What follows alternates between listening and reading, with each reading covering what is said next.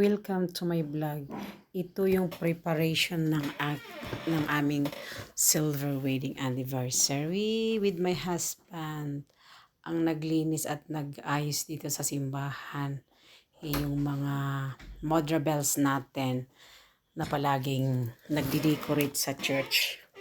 Thank you very much for them. Ang ganda ng dekorasyon nila sa church. Ayan.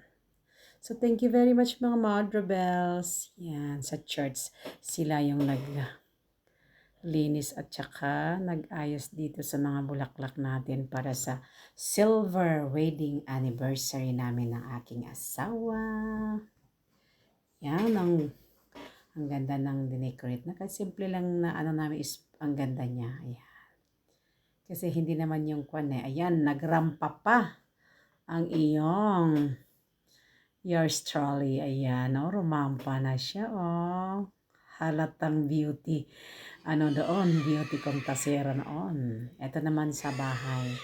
Nag-prepare naman yung mga siblings ko. Kompleto kami. Andito kami lahat. Sinabayaw ko.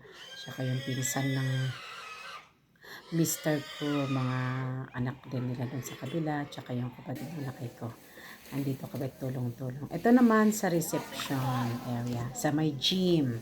So, ayan, kami rin na magkakapatid ulit ang nagdekorasyon dito. My sister Carol, ayan, siya ang, at saka si Ate Mean, yung mga kapatid ko, sila yung nag-aas dito. Tapos yung mga anak ko, kami-kami lang, ganyan. Para tipid-tipid, ganyan.